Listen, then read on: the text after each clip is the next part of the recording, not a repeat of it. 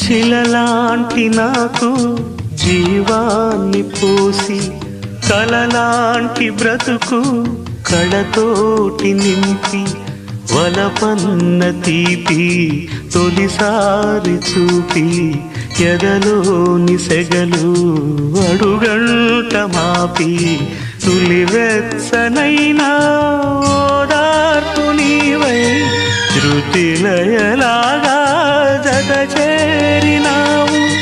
నువ్వులేని నన్ను హింసలేను, నా వేదనంతా నివేదించలేను.